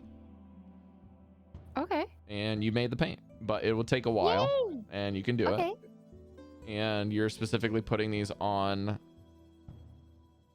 the Can't paws. believe the first one I'm using this is the Polar bear, yeah. the polar bear. So you're gonna give the Yeah. polar bear speed, basically. I'm gonna Uh-huh. rule this as kind of like there's like horseshoes of speed that you can put on mounts. Mm-hmm. I'm gonna rule that that's basically the effect you get. Awesome. I'm not. So I don't gonna know write if that's that down. I'm gonna exactly let what Breker take care of Breker that. wants, but there should be a horseshoe item that you can add to your character sheet, Breker, if you want to see that. Rob, for pressing dexterity, it was emeralds, correct? Some amount of emeralds, I think, 1,000 or something. I don't remember what I had said on that. So The horseshoes of speed, yeah, what does that say? plus 30 walking speed. Yeah, there you go. So that would just be tacked on to his normal walking speed?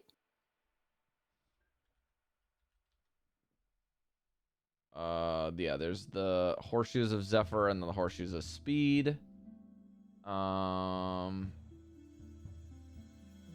Yeah. Yep, that's the one. Horseshoes of speed. So Bear has those on all the time, permanently. Yay. Good boy. She'll just give him pats as she's going to be like, there. I know it hurts. You're surprised at how well he's taking this. Mhm. For probably the first one.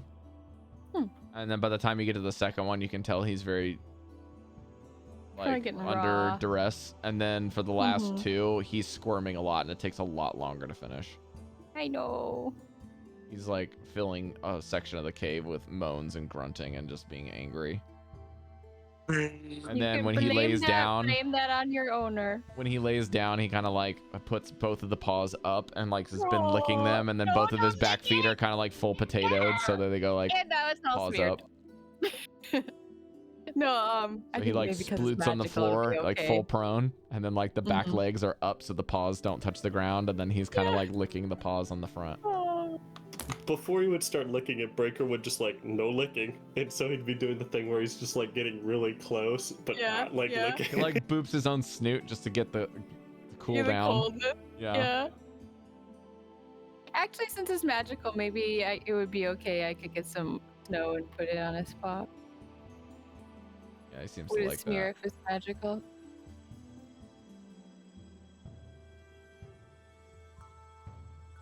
Yes. Breker's kind of admiring the tattoos and is like, Mm-hmm. not bad. Duh. He's sensing the magic emanating from it too. It's like the effect looks like it took hold as well. Breker kind of does one of those. Breker, one you of get these the mental two. image of the bear as saying, "I'm not walking anytime soon."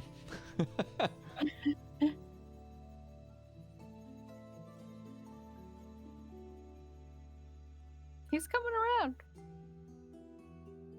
How much emeralds do we have, guys? Emeralds? I don't know if we have any emeralds. I don't. We had some gems. I have think amber. we I marked. think Chalcedony has a lot. I think. Have a lot of what? Cari, do you Gems? still have the list I sent you of the gems after I extracted it? Oh, probably. Let me see.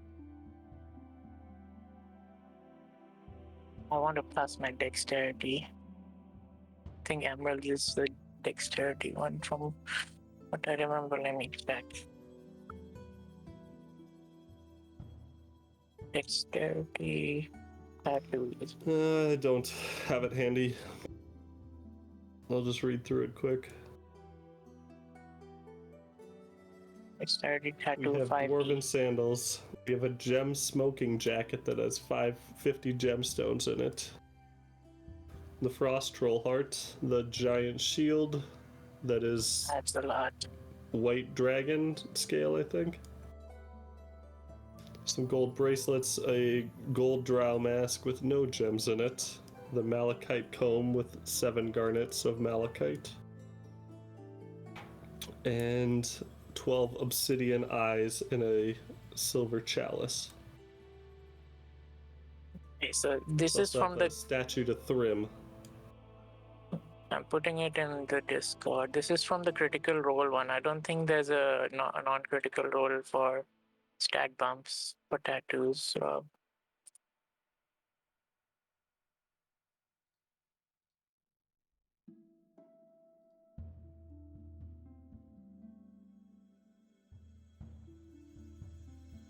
Where Yeah, is I that? can't. You haven't posted it anywhere. Oh shit! I sent it to Chef. 1 sec. There it is. That's a big chunk of gold. Oh, I did find the photo. The photo you sent me of stuff. Enchanted tattoo. Wait, no, these are Those are just the ideas. those are ideas. Yeah, I would say all of that looks good.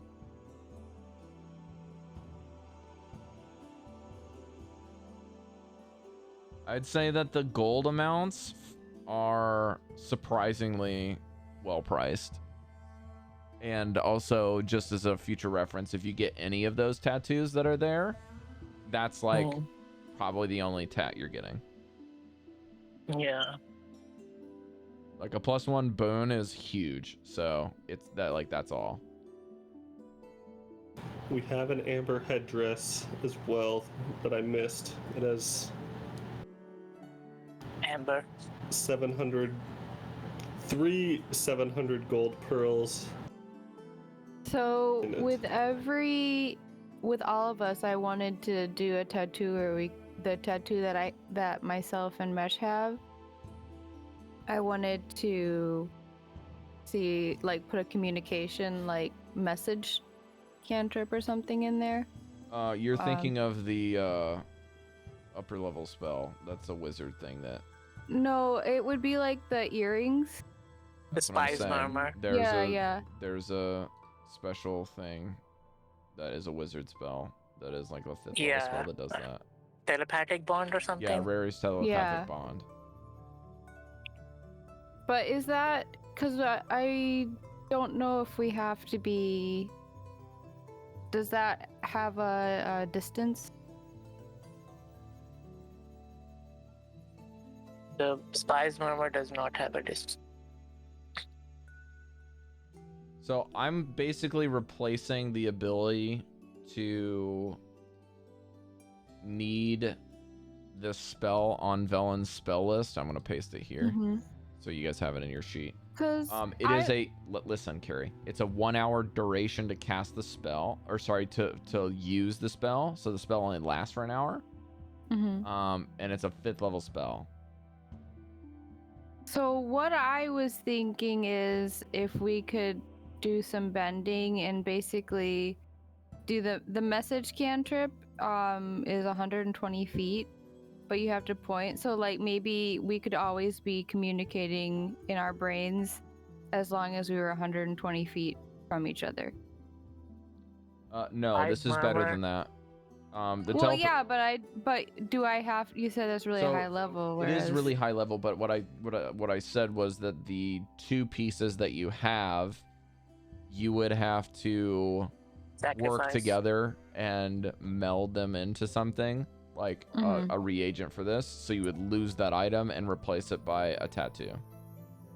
And what would the tattoo be able to do? Exactly the same thing as the But it spell would only be telepathic for. bond. But see, I would want it to be like if you do the cantrip, that's 24/7 as long as we're 120 Oh, right. feet Yeah, away. the duration, you wouldn't have the duration restriction. Yeah, that's fine. You would just Oh, have it because okay. it's infused into your head, essentially. Oh, okay. So, yeah. Okay. Okay, But that the I like trade-off that is idea. that you can't. So the telepathic bond's benefit of having it only for an hour is that it's a ritual spell, so you can just keep casting it every hour, and the bond can be with new people each time. Whereas this spell that you guys are kind of, the spies murmurs that are connected to each other have the restriction of only the people that have them. So when you do the tattoos in probably in like a 24-hour period, all of the people that get the tattoos at that time are bound to each other. So you will not be able to unbind from them unless someone dispels your tattoo somehow, or Cut your hand off. like Or- you won't be able to use the telepathic communication with other people. Yeah, Drop the- it's only for us as a Right. group. Right. The Spies Murmur has an additional thing. You can, as a bonus action, you can allow that creature to hear everything you hear for 1 hour. Yeah, you would lose that benefit. You lose that, yeah. Correct. I'm okay with that. Yeah, so maybe Mesh and I can work on that after Bears I thing. do Bear's thing. Mesh and I already have the tattoo on us, but it's not magic, so when it comes time to do the magic, I would just put the magic over top of the tattoo that's already there. Yeah. We need to be done with everybody though at that time. Yeah, that's what I was thinking. If we get the groundwork and like the shading and different things, and then I can just come in and overlay like fancy parts with the magic. Didn't we talk about putting it on Breker's shield or something? We did, but he seems to be coming around to it, so let's wait a little bit. What, Cal? Didn't you want tattoos? Cal doesn't. That sounds like- I prefer not to violate my Oh. body. But I had considered so it's basically the same as the tattoo, but I could try to etch it into your horns, but it'd still be doing a permanent thing. I could paint it, but the problem with paint is it rubs off. Well, my horns normally just keep growing. They just grow back normally. Well, yeah, they keep growing longer, right? But if I were to etch it into it, it'd just be there unless it got broken off. To remedy the situation, if this is a aesthetic thing, Cal, if it is a magical tattoo and your horn gets cut off, when your horn grows, it will grow with the tattoo again. Also, it is permanent. It is permanent. The only thing is that the trade-off would be that you would feel the pain through your horns. You could not avoid it. Even though the horns typically have no pain when they get cut off or they do things. So I would You really would feel a tattoo through your horns, which is be a weird The hell? experience. Yeah, well, yeah, that's what I was thinking. Is I could carve. When I said etching, I meant like I could carve the symbol into your That horn. sounds way more painful than a regular tattoo. Is that? Yeah. So I mean, like that's the only other permanent thing I can think of. You do like a brand. You can also get tattoos around your horns. Yeah. But he doesn't want tattoos. So I'm just trying to think, like, because we have the communication with everyone. So would I need to do piercing? I don't know. So say again, piercing. Yeah, like I'm trying to think of how to get the communication. Maybe I can infuse some leather with the tattoo and then you could have like gauges or something. I don't know. I'm both saying no. Yeah. I just feel that Cal as a character wouldn't want to have a tattoo, even if there was like some Okay, benefit. I'm He's just trying to think. he's I'm just trying to being weird. No, it's okay. I'm trying to think of how we can get the communication thing to you because Breker's coming What around. is this communication thing? You have a tattoo that allows communication. Yeah, We can Carrie, this is so telepathically funny talk to that each you other. wanted to make this character, and I've built this stuff for you to do something so cool, and then everyone's just resistant to the concept of tattoos. I'm like, this is my way of giving you guys like incredible magic items that you guys like. Yeah, but I don't want a tattoo though. I got a tattoo. I think. You did not get a tattoo. Your bear did. Hey, same. Well, here's the Okay. reason, Rob. Because I think it makes it a more interesting game. No, I don't me disagree. anyway. I don't disagree with you, No. Jodie, for Chalcedony especially, but it's just conceptually, like when Cari was building the character of being a tattoo artist, it was like Yeah. we never really thought there was going to be a roadblock down the line when I gave her some tattoo related item that people are like, this is really cool for a character, and then it's like, well, I don't want to benefit from that. It's like, well, Especially okay. from a satyr from the Feywild. Of all Yeah. people. But here's the thing. Cal's like kind of he's Cal's he's like a satyr unusual. that's an anti-satyr. You know what I Yeah, mean? and here's the thing. I don't have a problem with that. What I'm Yeah. trying to do is make a way for all of us to be able to be in constant communication with each other, Yeah. even if we're not. Like if we have to sneak into a place and we can't verbally speak, we can do it in our minds, or if we're separated. And so, with the tattoo, I can infuse a spell in there, which means that like we can message each other. So, Cari, what you could do is you could wait until She's asleep. well, yeah, you could just do it while she's asleep and then wake her up because it's too painful. Yep. But you could wait until Velen has access to 5th level spells, and I'll just have her take that spell, and then you can use her spell to infuse the ink. She'll just cast a spell into the ink a couple times and it'll be there, and so you'll get the benefits of that, and then you can use the spy murmurs to fill in the other gap. That doesn't fix the problem with Cal though. Yes, it That's does, what I'm because Cal could just use the spy murmur to communicate with you. What's a spy? The item that you're okay. going to liquidate into the ink, instead of liquidating into the ink, you would take that item and put that on the people that don't want it, a la Breker, Cal, and then the rest of the people would have to get the tat. But Okay, so Yeah, Breker but wait. doesn't want a tattoo either. So That'll make 2 groups, Rob. Breker and Cal can communicate with each other, Yes, and the I'm rest very of us well can... aware, Mesh. However, this is the only middle ground that I can have, so you guys can have fun in a stupid fantasy we can world. continue to think of we can try to figure this out, but My guess is that Cari would probably have to tattoo the items themselves. Mesh is kind of a loophole. well, that's what I was saying, is if I could Yeah. tattoo like a leather piece. That's And what then I'm you saying, could wear Cari. You would that have to leather wait piece. until someone could get the spell, so you don't liquidate the assets, and then you could put the spell that you want to put on the like, you would put part of your tattoo on those items. Once Velen gets access to 5th level spells, you can do that. But I don't know what level 5th level spells are. I think it's level 9. Is that right? I guess the only thing is I don't know. Anyways, maybe it's too late. You have to to wait discuss. until you guys are level 9, is what I'm trying to tell you. If you want to Yeah, do it, that's too long. It's next level up. Oh yeah, it is. Too long. I'm joking. I think. but if you want to do it this level, you have to do it through tattoos, and you have to destroy the item to do it.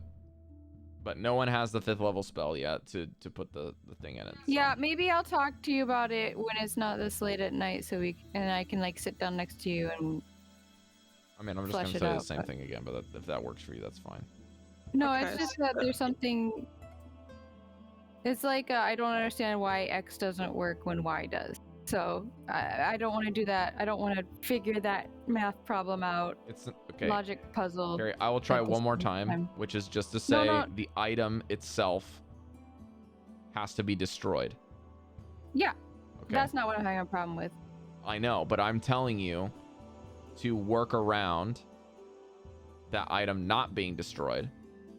Oh, I never. Okay, so I was confused because I never I was never. I know you didn't talking suggest it. about that. I'm suggesting it so that Chalcedony and Breker don't have to get a tattoo when they don't want it. Right, but I'm saying, why can't I destroy it and then infuse a piece of leather with that tattoo and then have them wear that? I don't understand why that can't work. I guess I see your point now.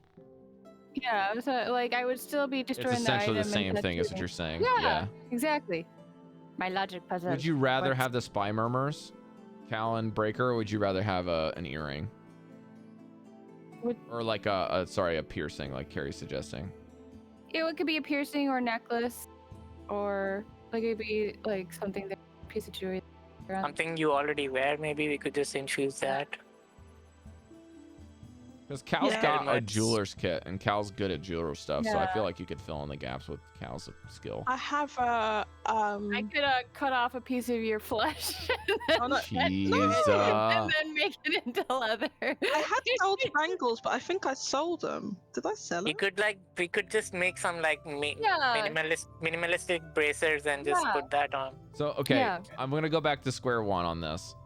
I'm trying to get Cari to do cool stuff with her tattoo stuff, and if your characters have problems with tattoos, then I don't want to make loopholes for that. Because then it's just going to be No, like, you Cari don't can have- make anything with her tattoo stuff down the line, and then I've made this loophole I here. understand. So it's like, Okay. okay, Yeah, great. yeah, So I then know. Cari can literally make any magic item by tattooing shit. Yeah, it's understandable. Okay, I didn't suggest any loopholes or anything. I know you Yeah, didn't, it Cal, was but me, and Cari's I was trying to only make it so that gonna- everyone has fun at the table, and I understand her point of view as well. Oh, Yeah, it okay, was just so okay. we could all be together. Exactly. That I wasn't gonna do I any more think- loopholes. I think Cari will have to just keep talking to Cal and try and persuade him. Yeah, I guess I could do that. I mean, Breker's coming around, so maybe once you see us all talking to each other and you don't get the joke, he'll. Or something like that. Well, It'll I have to can be talk something to like Bear, that. so you can tattoo Bear. I don't know if Bear wants another tattoo. I think Grunts. I think you can figure out. I think within the game, I think speaking to Cal and Mhm. trying to persuade him somehow. Well, I think- as long as I you're think okay with that, I don't want to. I feel uncomfortable trying to force someone into doing something they're against or aren't comfortable with. So, But as Cal long doesn't as have you're- like a weirdo religious reason like Breker. He's just as long as it's not going against something. Okay, Cal, you want to talk? Weirdo religious reason proceeds to have her pet tattooed. It seems weird to Cal. Breker Like the starts spouting like tierisms and just reading gospel. Okay, so That's what I'm talking about. well, on a side note, I feel like Devii has won the God Wars because even though she's not proselytizing everyone else, the proselytizer somewhat worships the Raven Queen. What? You're the Recognize and worship is proselytizer. very different. Yeah, I know. So that Breker probably recognizes or like Oh, assents to the Raven recognize, Queen yeah. being there rather than like worshiping her. But not worship. So yeah. Yeah. Technically I think he- speaking, Breker doesn't actually worship Tyr either.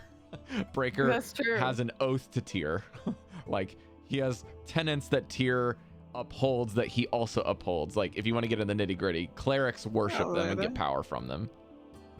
Okay, that's just using wording then. I don't like That's it. really like. Yeah, I know, It's it's- just like a weird way to say you're wrong, but actually No, you're right. I know what you mean. I'm just being a dick. Yeah. It's just weird. Okay, never mind. Let's I'm move pulling on. a mark, Cari. Yeah. Good mark. Logical It's a fallacy. guy in our other game. He's like logic puzzles. Yeah. Oh, Like okay. it's just a weird thing that D&D is like, this is the difference between a paladin and a cleric. One of them has an oath that they get power from, that there's from their promises, and clerics worship gods and the gods give them power directly. It's like, okay, well, Right. there's not much difference there.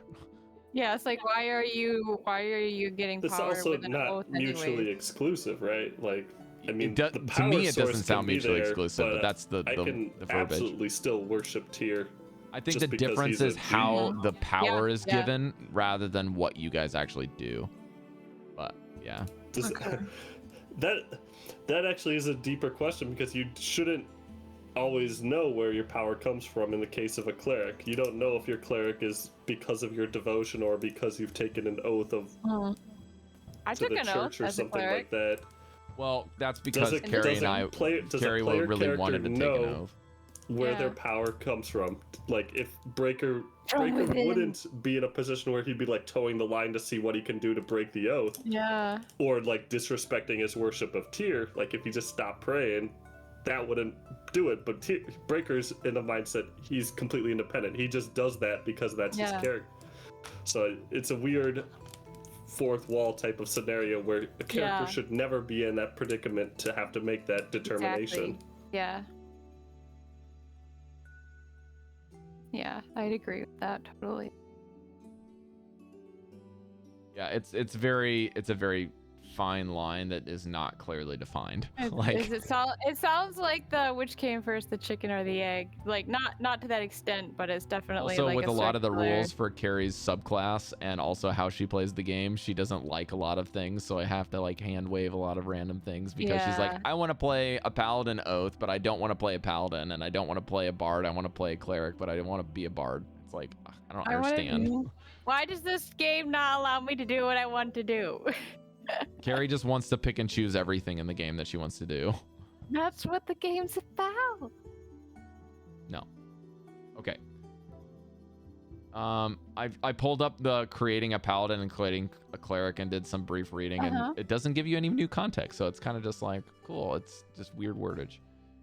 Interesting. But paladins, every single oath that they take has tenets. Mm. Also, it's interesting that some of them have like strict reasons for them. So like the Oath of Conquest is seared on the arm, the tenets. The tenets of the Devotion Paladin are words and scriptures. The Oath of Glory is mostly acts and things that they do. Redemption is a high standard that they uphold. Ancients is a preservation of principles. The crown is a sovereign that they have sworn to protect. The open sea is something that Mercer made, which is a... Wait, how do you get your powers from a crown that you protect? It's like a crown is not like an item, Cari. It's a No, I Ruler. mean, like, if you swore to protect the king who has no magic, then how do you get magic? because D&D. Okay. Yeah.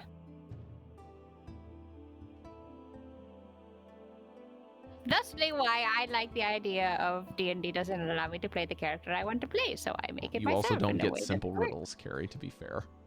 I don't like them because they don't make sense. You're like, this could be any number of things.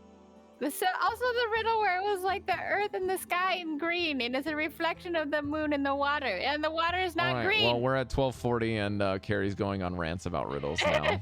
So No idea what's going on. I hate riddles. I like them, but only to a certain point. And it's just like, okay, since the we've answer gotten could be so far anything. off track, let's stop there. okay. We're gonna be moving forward in the next day. You guys will, next time we sit down, we're just gonna end the session here because none of us are collected on this. You guys will have to decide A, if you want to go to the Griffins again to do anything else. B, if you'd like to do anything with the second Shrine of Mind and Spirit. And 3, you guys need to figure out the main quest, which is how you guys want to progress this meeting of the two clans. Okay, so that's your main objective the next time, is getting them there, planning it. And I want to give you a heads up as to my intent in this is not for you guys to have to spend travel between the two places over and over again and planning and talking with people. You guys Okay. are going to narrate to me how you get everything set up and what your intentions are. We'll roll some dice and we'll get you guys to the summit, and then we'll start there. Then in addition, I'll probably give you a little bit of role play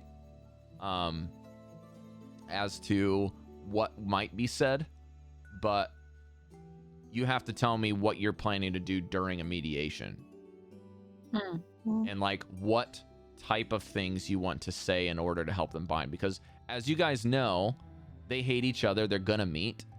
They're gonna talk to each other, but they're just gonna spew the nonsense that they believe at each other until they come to an agreement, which they will not come to. The fact that they're agreeing to meet is what you guys have done dice rolls for now. Then when you go to there to mediate, you have to emphasize things and say things in order to get some dice rolls. You say the wrong things, you might get disadvantage. If you say the wrong things, they may not even give you a roll. So it'll be a skill challenge the next time you do that. It sounds like Breker has a lot of good, like, he's working on that a lot, so I think I'm going to focus on inspirating him. Well, that's up to you guys the next session, what you guys are going to do, so I don't really care until we get there. But you guys can talk about that amongst yourselves out of game or during the game, whatever you guys want to do, but that's the general plan. Dallan, unfortunately, will not be here next week. What happened? So whoever's talking and doing that stream has broke my stream. Chef. Why would you Sorry, I was showing my notepad that has an entire page. Okay, I am gonna close the stream now so that we can goof off for another 20 minutes before I have to go crash. But you guys have a wonderful time enjoying this session of madness without 2 players. So I will see you guys next time for 86. We should have a game next week in theory, fingers crossed. But there is Community Day Classic for Larvitar, which I don't think any of us really care about. And 2, Dallan should not be here anyways because of a rehearsal. So see you guys later. Bye. Is it Saturday yet?